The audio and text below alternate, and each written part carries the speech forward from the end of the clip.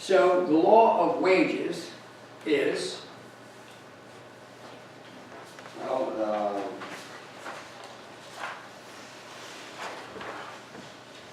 Well, when there's free land, it's the amount that can be produced by labor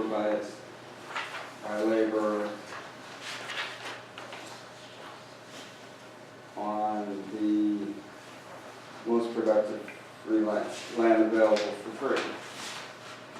yeah, whatever you can produce where the land is free. No, you won't work for anyone else for less than you could produce working for yourself, where the opportunity is available to you free. Yeah. And nobody who has a superior opportunity is going to give you that difference, are they? Yeah. Any more of it than is necessary to get you to come work on their land. So wages are going to be something more on other land than you can produce working for yourself. So George formulates the law of wages as,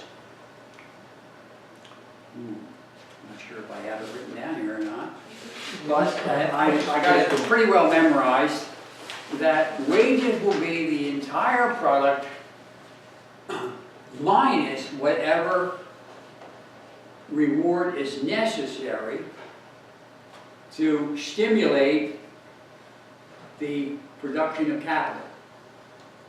Now, I didn't quite have it right. Close, well, I did, but not right. All land will be equal to what labor could have produced, what the land is free. Minus, Minus whatever is necessary to induce the storing of capital. Yeah, on page 2. Wages on all land will be equal to what labor could have produced where land is free minus whatever is necessary to induce the storing of capital. yeah, there it is, there it is. And I feel like that is really the best way to argue the law of interest. Interest will be whatever is necessary to induce the storing up of capital.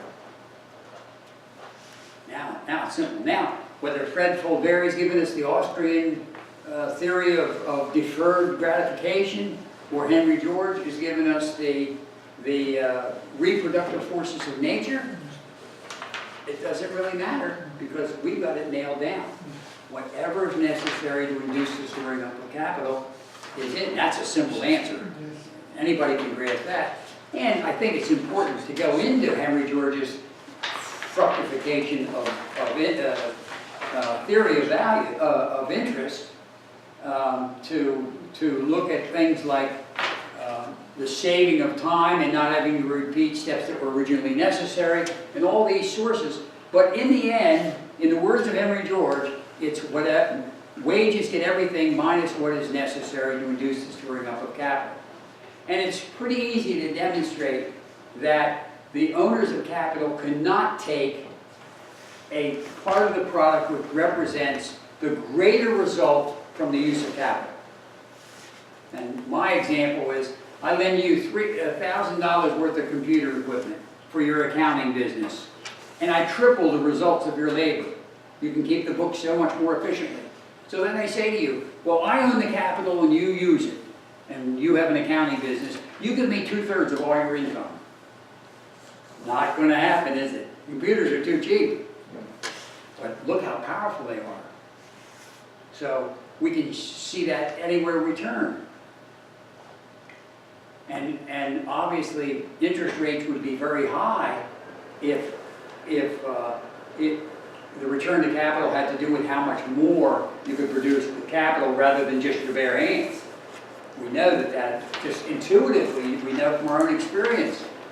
Is intuitive based on your own experience, or is that something beyond it? I mean, did I contradict myself by saying that? Whatever comes out of your head Is intuitive? Yeah. So, all right. without evidence. Yeah. So we got the law of wages and the law of interest. Now, Martial, the law of rent. Law of rent.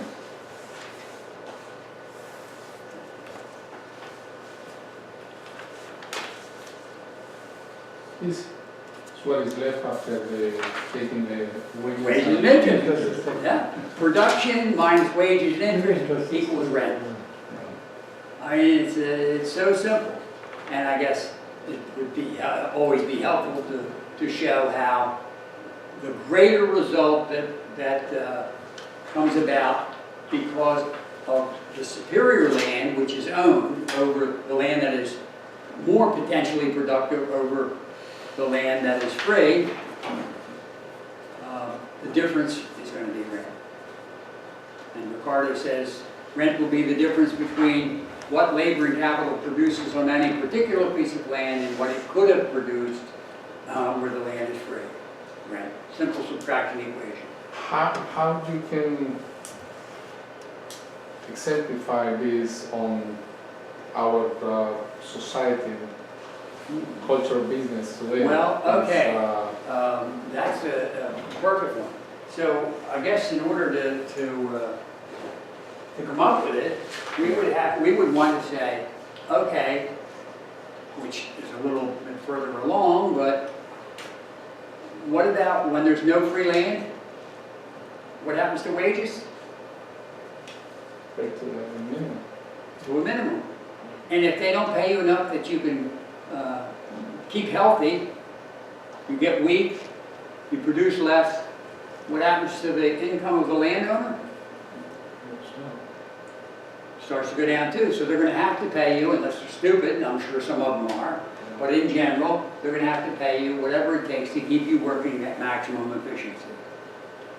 Whatever above that, when Ricardo says the difference between any particular piece of land and the least productive land in use, no question about it. But the least what's produced on the least productive land in use is because that land will only yield subsistence. Whereas when there's free land that will yield more than subsistence, you have an alternative opportunity, and the rent will be the difference between those two.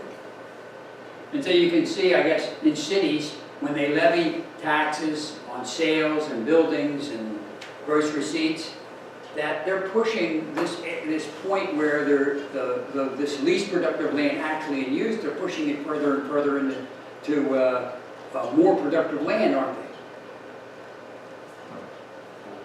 Well, people keep telling me there's no land without value in New York City. You still asserting that? But in Philadelphia, I assure you, there are great areas of it where there's no value.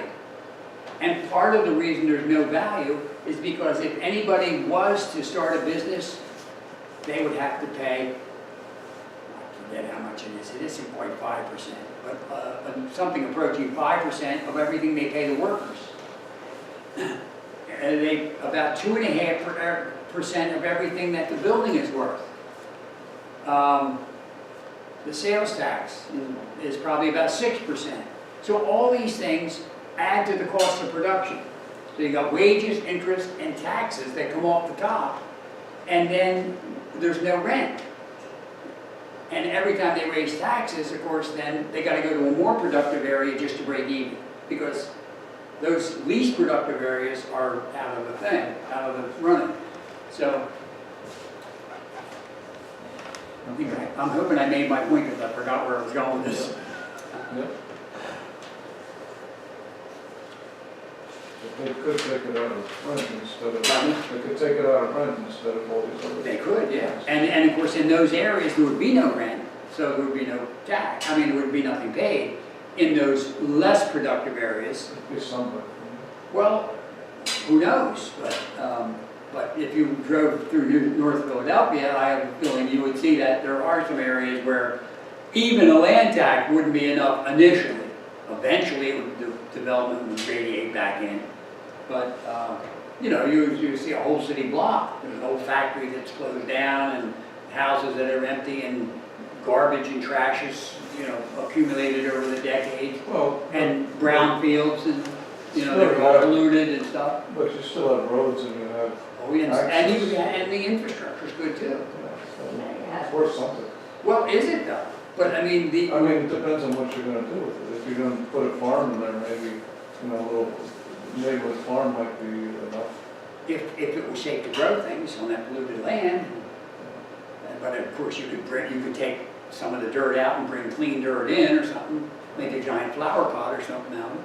Yeah. I mean, who knows, but certainly if you were to add up all the taxes that are levied now on that land, if it were put to its highest and best use under existing conditions, and subtract that from, add that to what you would, lose my train of thought again here. You added up all that you would have to pay in taxes, if you put the land to its, what you assumed was the highest and best use. I don't think in those really bad areas it would be enough to make it profitable, to create any rent. Well, you mean if you have the existing sales tax, income tax, all that? If you eliminated all that, Okay. if you had a business and you said, okay, we're gonna create an enterprise zone and you don't have to pay anything. Right. I doubt in the very worst areas it would be enough. But in a lot of the areas, it would be more than enough to get that land, to make that land profitable. So enterprise zones don't work? Well, I guess the reason enterprise is, in the extreme cases, they're not enough, but in the majority of cases where they're employed, I think they are enough to make the land profitable, but there's no penalty if they don't use it anyway, if they just leave it idle. Because you know they're doing this in New York and eliminating the property tax too. Like they're. Not just the tax on building, but the tax on land. Everything. Yeah. I mean, income, sales, everything. Well, you would think that they would only offer an enterprise zone where there's no land value under existing conditions, but who knows? We got a better idea, gee. So I guess the things like the enterprise zones are a clear indication that they do understand, at least superficially, the problem. Yeah. That the areas are unprofitable. You just don't see that we could make the whole city an enterprise zone, and then we wouldn't have to micromanage it. We just say, gee, the land value is there, we'll take it, and that's it. And the lower the land value, the less you have to pay. And in the worst areas, there's no payment at all.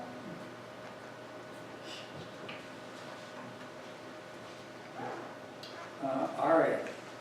Material progress on the production and distribution of wealth. Let's just take it one step at a time. Inventions, innovations, new discoveries do what to productivity? Increase. Infrastructure does what the additions to the infrastructure does what the productivity? Increases in the population and more dense populations do what to productivity? Increases, because it permits at least greater subdivisions of labor, greater economies of scale. As productivity increases, let's see, wages and interest are determined by what is produced where the land is free. Increases in productivity then do what to the value of land? In fact, I should have said, even if, let's say we have free land, and I think this is an important point. We have free land, but we have a lot of land that's already owned where the population is much denser. We have New York City, let's say we had, I don't know New York that well, Poughkeepsie or someplace, I'm trying to think. Let's say there was free land somewhere in western New York, somewhere halfway between Lake Erie and the Hudson River. Now, we come up with a new, let's say you start basic, we come up with a new farming technologies. Where is that new farming technology, new farming machinery, where is it going to increase productivity the most? Where population is sparse and the land is free, it's going to increase it there, but where is it going to increase it most? Where the land is most fertile and most closest to markets? To market. Yeah, there's a disproportionate increase in productivity there. And so what's that going to do to the rent? Rental value of that land is going to go up by the greater increase in productivity than the land that's free. I mean, I was often thought, when they invented the electric elevator, I guess the steam elevator was pretty crude and a little dangerous, but when they invented the electric motor and the electric elevator, I guess that really, the electric elevator came with the electric motor, is that what happened? You say, well, it's a great invention, oh my gosh. Today it carries more people, more miles than any other form of mass transportation. Did that increase the land that was still free? No. So all of that increase in productivity accumulated to land that was already owned and land where the population was dense and where buildings were high. And so those inventions increased. So there's a disproportionate increase in productivity and therefore in rents from, I guess, the vast majority of inventions. There may be something that you could point to that would not increase the superior land or the land which is densely populated more than it increased the productivity of the free land, but I can't think of anything offhand. Can you? Yeah. Now, Amazon and Google want to do these deliveries by drones Oh, in the rural yeah. areas. But even wouldn't they charge more to truck it way out into the wilderness? Or I don't know. who knows? They might It's have custom. equal pricing, and if they did, Because it's no driver.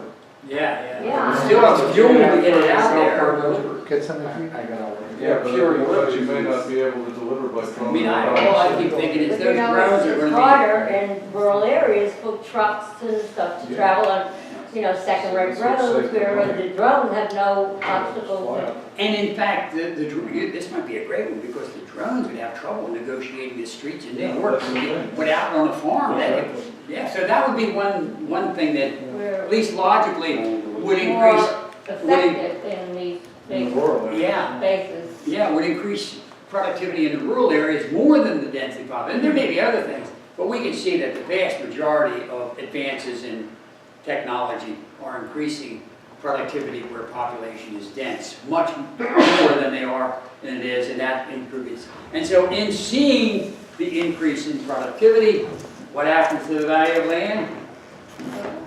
It goes up. And therefore, why do people hoard it? That Speculation. expectation of higher prices. Yeah, and they, in anticipation of it increasing, in the rent increasing, or the unearned income increasing, people hoard it. And then what does that do to the margin of production? Every piece of underused and unused land? Yeah, it fills that up, doesn't it? It Pushes it further prematurely out. Yeah. pushes the frontier out. So 700,000 miles of arable land. How did we get all this land? Well, we were Christians, and God said, you Christians deserve the United States.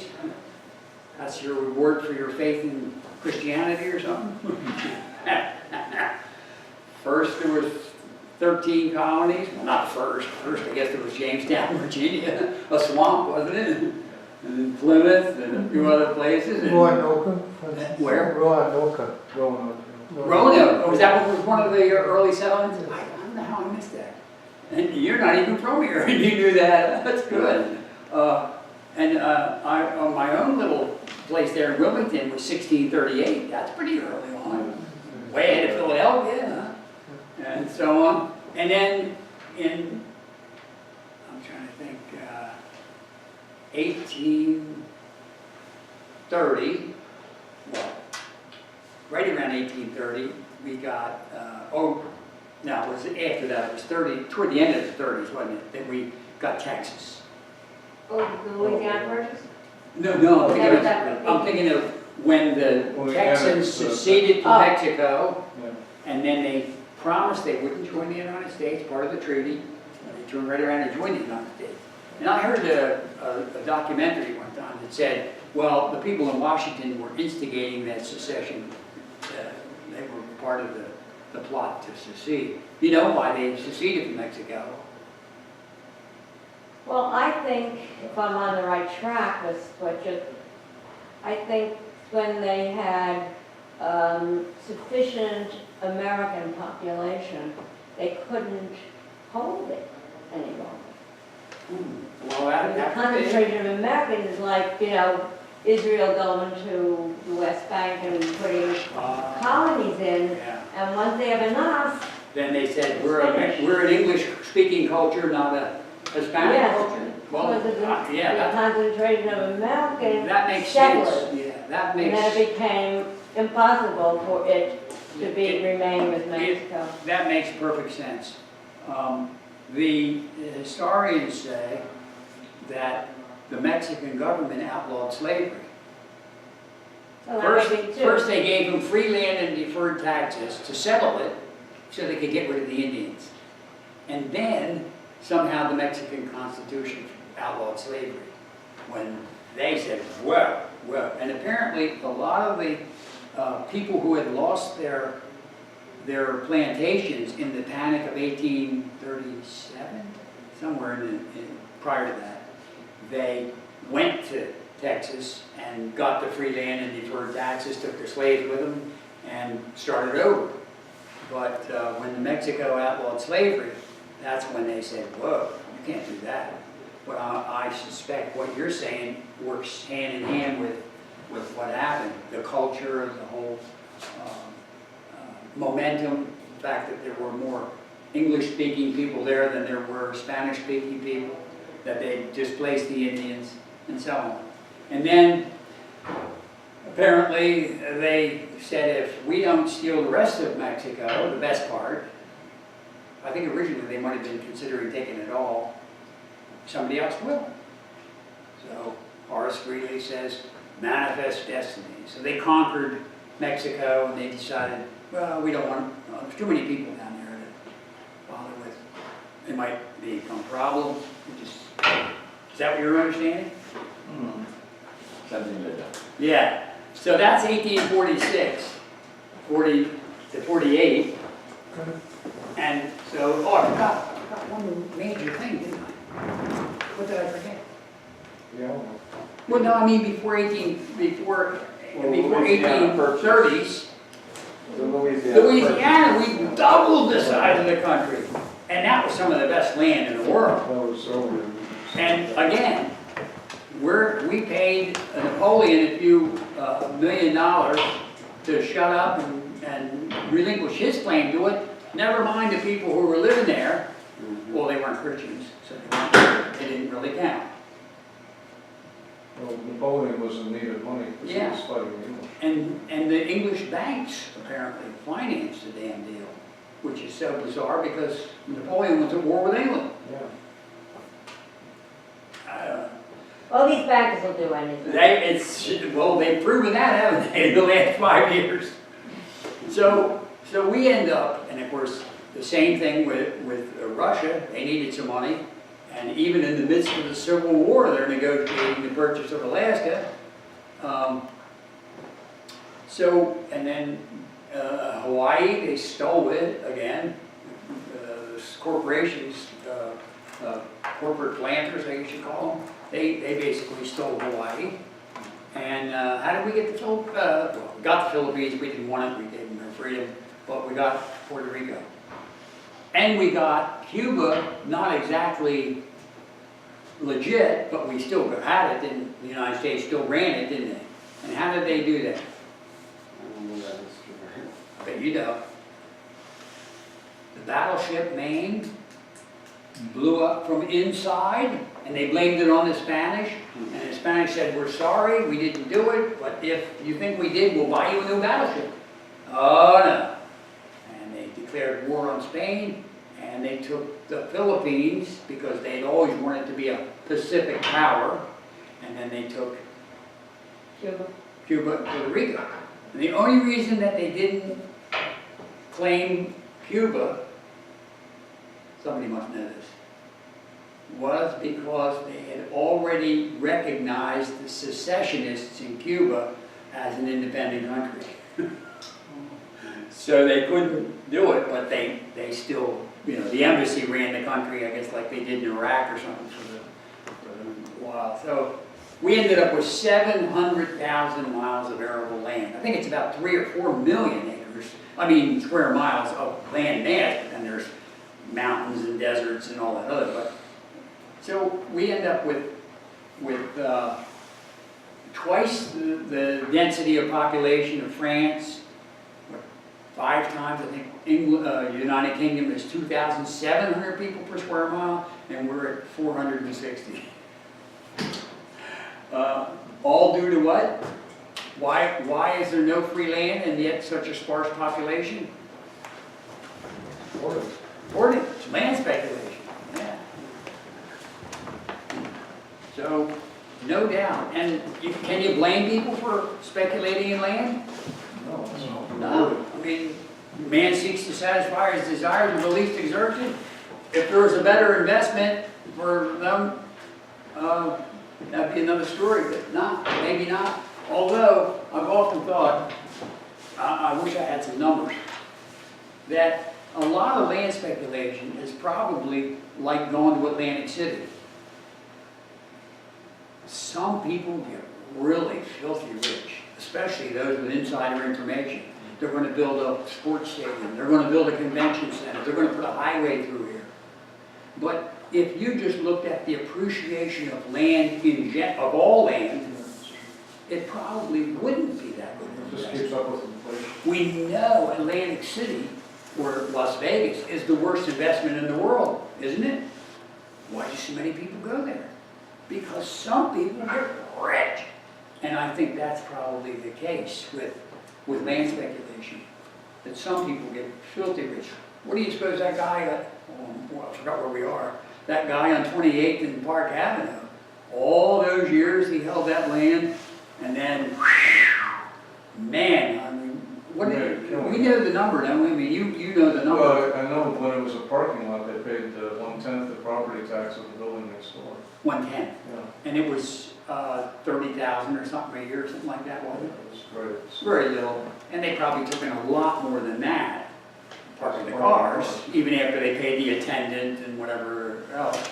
But when they sold it, you do know the number, don't you? Because I thought I read it in one of your blogs. It was hundreds of millions or something, was it now? Or tens of millions anyway.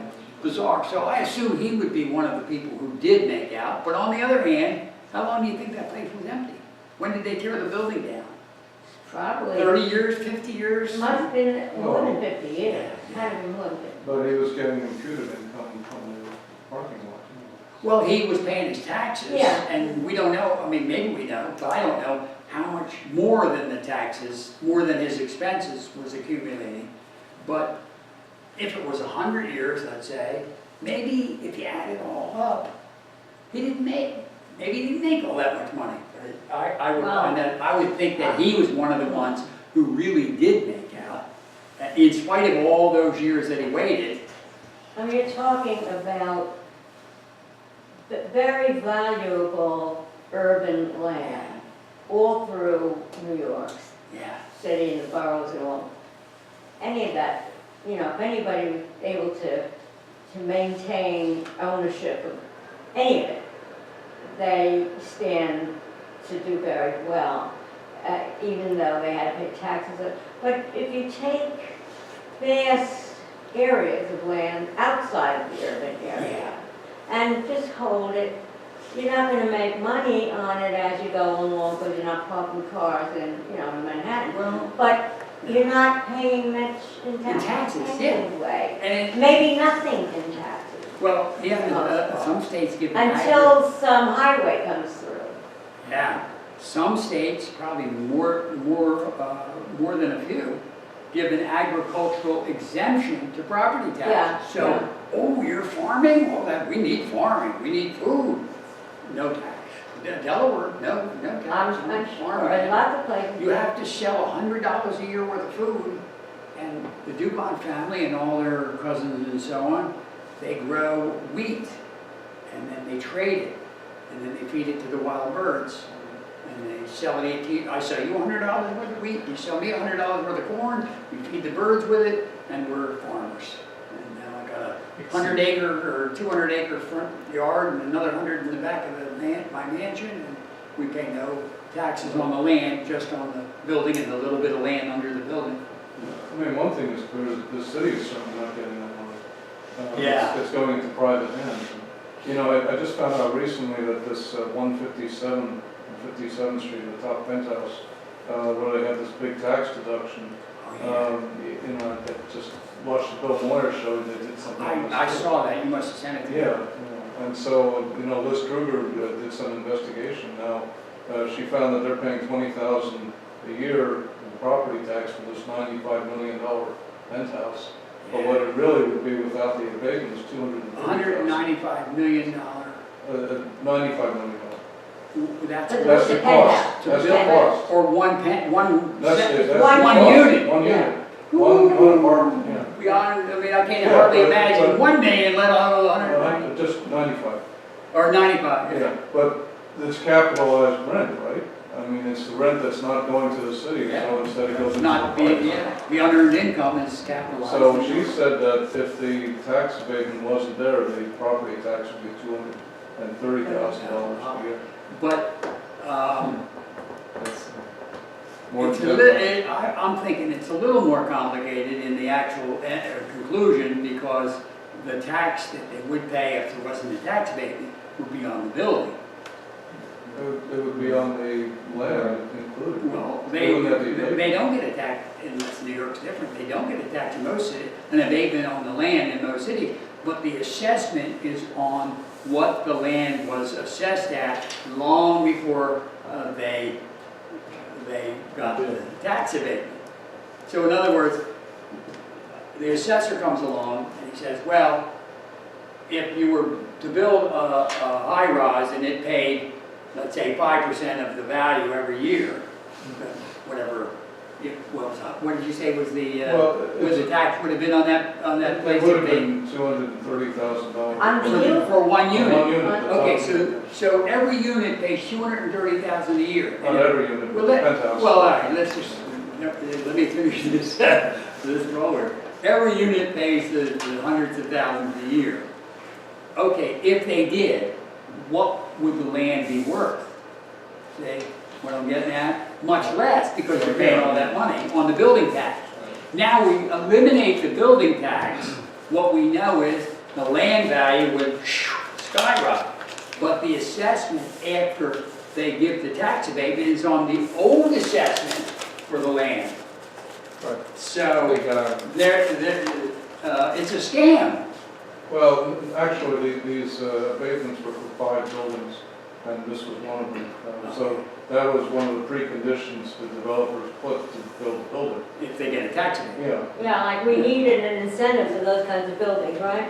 like we needed those kind of buildings. Yeah. Yeah, that's what I'm talking about. So yeah. obviously, if they put the tax on the land, they would have gotten the buildings. They probably wouldn't have been that high, but they would have gotten all the, they would have gotten all the housing units and office space they needed by simply taxing the land.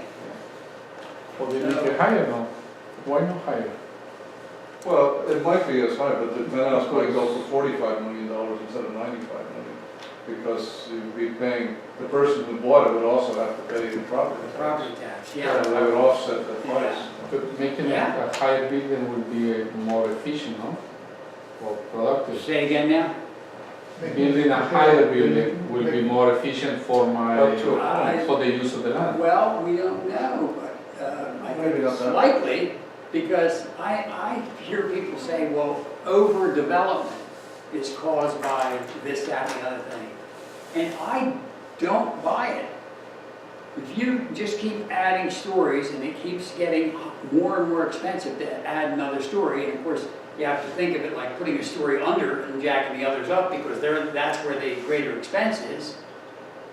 You say, well, the income, it keeps going down as you add, but then the volume increases the total rent you're getting. So why would they overdevelop when it would diminish the rent even more? And so, They only overdevelop because they're getting so much. for each because they're apartment. getting so much income. Now, of course, the tax abatement lowers the cost of putting the higher building up and creates the incentive to do it. But what we could see is that if you couldn't speculate and there was a penalty on holding land idle or grossly underused, we would see a proliferation of buildings that were appropriate for the value of each region, rather than these oddball stalagmites coming up. Yeah. So anyway, people speculate because they know or are betting that the unearned income is going up, and they want to buy now and then get the return. And I suppose quite often it is the selling price that is their ultimate goal in land speculation. But based on, and the selling price is based on the increasing unearned income.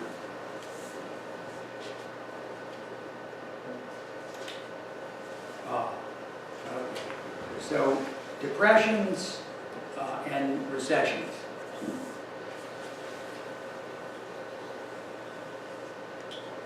What is George,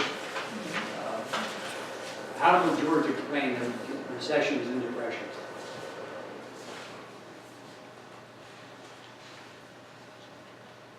People who are willing and able to work and want to exchange their labor for the products of other people's labor, and they can't do it. And why? Why not? Which is segued from our last point, right? The land gets too expensive, it exceeds labor's return. Right. Now, who sets the value of anything? I go into, gotta be careful here. I go to the fruit stand, and I see the apples for sale. Ultimately, is it the seller who decides how much the apples are worth, or the buyer? The buyer. The buyer. And it's true that if the buyer is not willing to pay more than it costs to produce them, nobody's going to produce apples. Right. But if the seller could set the price of everything, wouldn't a paperclip be worth $1 million? Well, maybe $1 billion, who knows? I'm setting the price, right? And you have to buy. So, as you say, it's always the buyer who sets the price. So then you say, well, how can the price of land be too high if the buyer is setting the price? And my answer is, jump ahead here. What's my answer going to be? I know the question. I lost the. You lost the question? Oh, okay. I got So you Scott own- to you say own the land. that the buyer of everything sets the value. Yeah. So how could we say that depressions were caused because the price was too high? It's a contradiction, isn't it? If the buyer is setting the price, Right. but, Well, the speculation is Well, go ahead, you're there. where it really is, where, what the price would be under circumstances where you didn't have to. All right, speculation. I'm going to help you with it. Yeah. There is a, Now, I offer, you have a piece of land for sale. Now, of course, it had no cost of production, so it's basically whatever anybody's willing to offer him, right? So, last year I offered you $1,000 for this little piece of land. And this year I'm offering you $1,250. So you made, well, I better make it easy. 25%. Let's say I offered you $1,000, now I'm offering you $2,000. Let's make it real easy. I'm offering you $2,000. So in 1 year you made 100% interest, or 100% return, I should say. Not interest, right? 100% return on your asset. You're sitting on his asset. Yeah. Now, are you going to sell? Well, if you think Well, it's- You just made 100% return, man. Yeah, no, I actually think that'll continue. And Joaquin offered you, No, he's not doing nothing at all. but Rita offered you $2,100,000. And now Marcial offers you $2,200,000. What, you gonna sell? Probably not. I think Yeah. that'll continue. All right, Kai offers you $2,300,000. Now you wanna sell? Well, if I'm smart, at some point. Now Scott, he says, all right, look, I need this people. I'll give you $3 million. Come on. Will you sell now? Eventually. Maybe if I'm smart before the bowl. Yes, but as long as we keep going around and offering you Yeah. more and more and more. So basically, my plausible explanation is recessions come because the landowners who have land that is not in use but needed for the increase in population, the increase in machinery and so on, refuse to sell. And the more we offer them to buy it, the greater the incentive to wait. But where are we going to work if nobody will sell us? Every time a machine replaces a worker, they got to work someplace. But there's Every another, time the population increases. there's another element, and Okay. I think George said this too, that the person who owns that land may, or at least he may rent to somebody who is running a business on that land. So that person has certain costs, and if those costs can't be met by the consumer buying those goods because they're laid off because of the recession, then not only the land goes down, but the business owner goes down too, because he can't pay his rent. And so then the whole thing Right, spirals. that, am I right, that usually happens after the recession starts? That happens after the land price crashes, yeah. Well, The land price has to crash first. well, why would the land price have to crash? If the land price crashed, of course, people have long-term leases, but Yeah. let's just, that aside, if the Well, land prices crashed, the guy come back to the business guy, if his lease was ready to renew, and he'd say, look, my business isn't doing well, lower the rent. Oh, yeah, I'll give you for half of it, right? I don't know if that happens. actually. No, it doesn't happen, at least not if they have a long-term lease, and that's what really traps them. But my point would be, the But first, the guy may go out of business, and then there's no money coming in. yeah, my point would be, the first thing that happens in a recession is that the people have land that is not in use, but is needed for the economy to expand, which it always does. Every computer replaces a worker in the office and so on, and every giant machine replaces workers. We need more room. Every giant farm machine enables one man to work more and more acreage. So they refuse to sell. And in the 1920s, the farmers were getting replaced by farm machinery, which was proliferating all the place. They went to the cities to work in the Ford Motor Company, to work in the washing machine, the toaster, the fan, the radio. I mean, all these things that came into the public use in the 1920s. And they saw that the land in the cities along the rivers, which had access to the railroads and the electric lines were all new. They went, well, let's like Alan, why would I sell now? You keep offering me more. So then all these farmers, they got replaced by tractors and threshers and reapers and combines. If Ford can't expand their operation because nobody will sell land, the toaster company, the tractor company, all these manufacturing companies, this is the 1920s, they can't expand because they can't buy, nobody will sell land at a price they can afford. So then they say to the farmers, we can't hire you. But they keep spitting out the same amount of tractors and stuff. And so finally, instead of them offering more for the land, they start offering less. Then we hope, and it usually takes a while, for the land prices to fall until finally somebody can afford it. And while this is going But on, then there's a lot of foreclosures. yeah, I was going to say, and while this is going on, inventions increase productivity, wages and interest fall a little bit, they can't fall very much, so on, and eventually the land is affordable.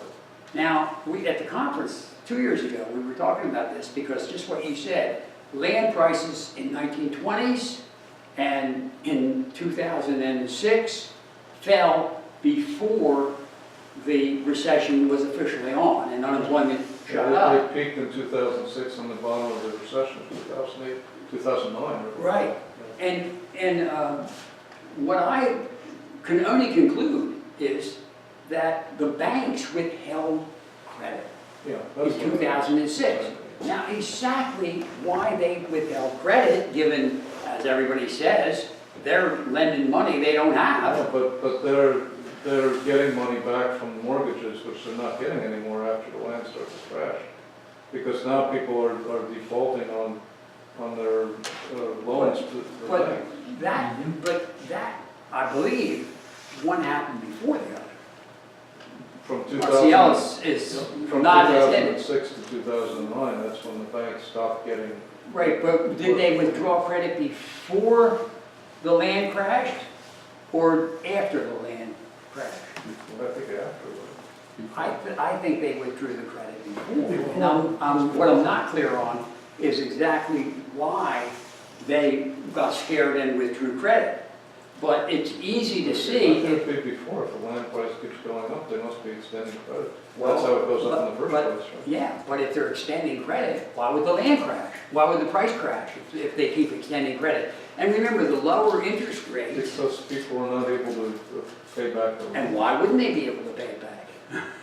See what I mean? Because the And the cost of the land is exceeding the return to labor at some point. Any of it's possible. I don't want to claim to have a crystal ball here, but what all my point is that I'm getting old. When is That- the man coming? If the price of land, 10 minutes. In 10 minutes. just give me a second here, I lost my train of thought.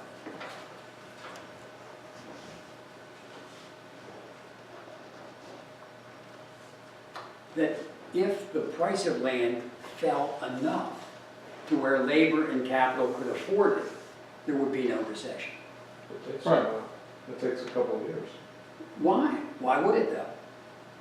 Because the banks don't want to write off the loans. They pretend that they're going to get paid, or they take back the land. What does a piece of land cost to produce? Nothing. Nothing.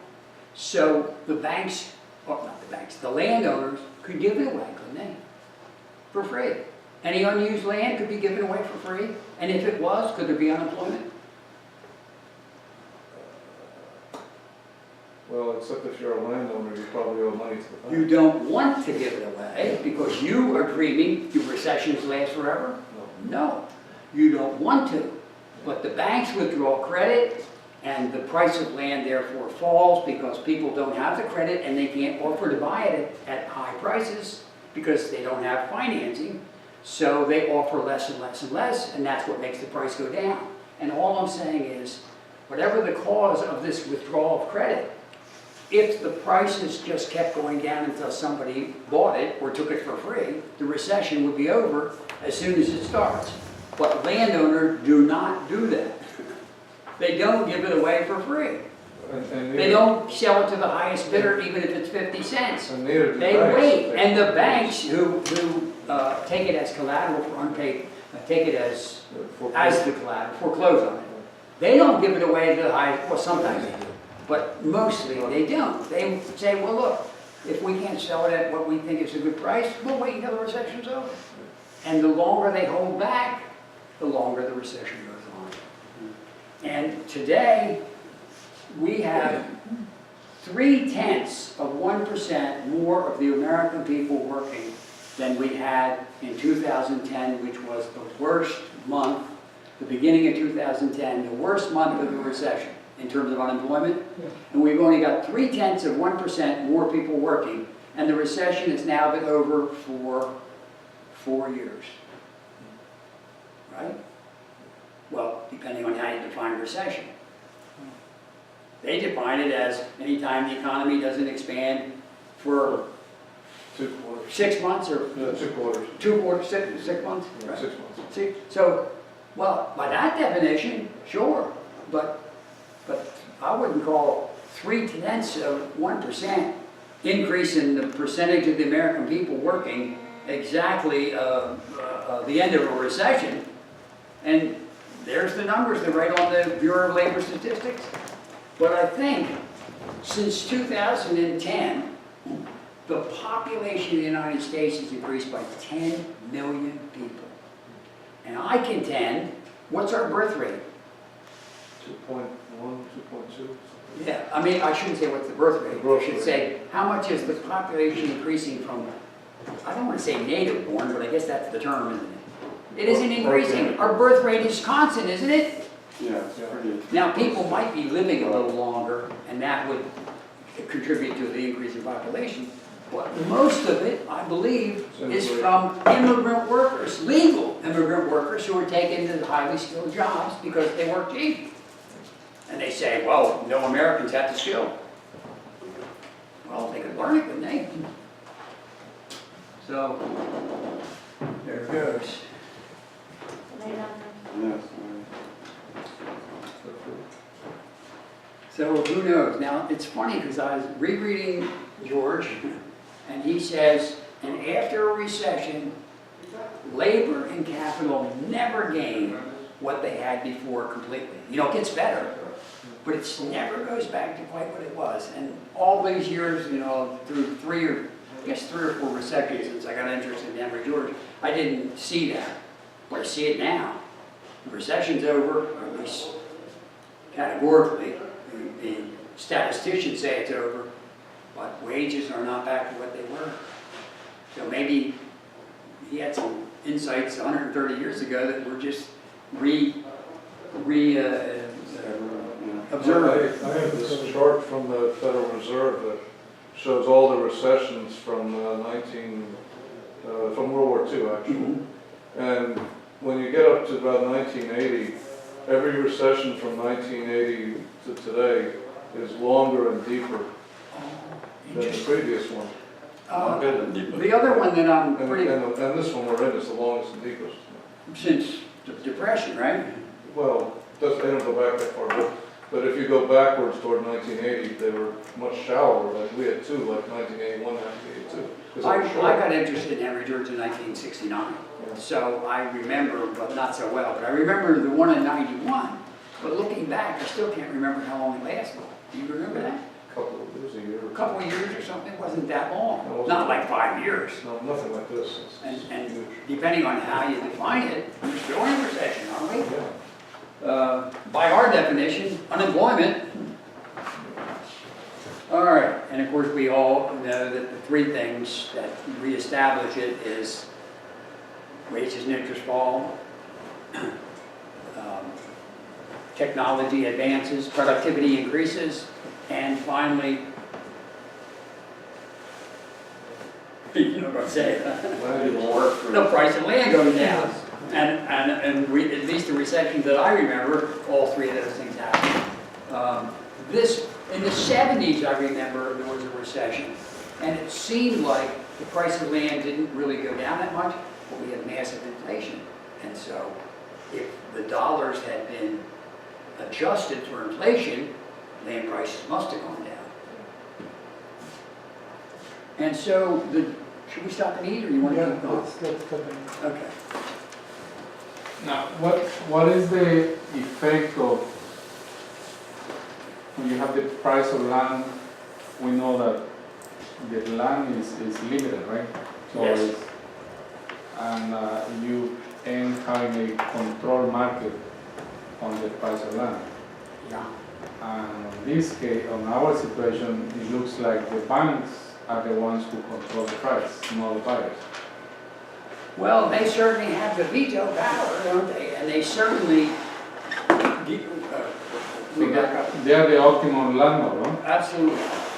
Well, I don't know if I should call it that, but I agree with you completely. And it seems to me, at least for houses, the bank says, no, we don't approve you pay, that's too much. The guy wants too much, we're not going to finance 100% They were or doing just whatever it the is. opposite, though. That's the problem. Because they were buying these, they were having other people buy the loans from them.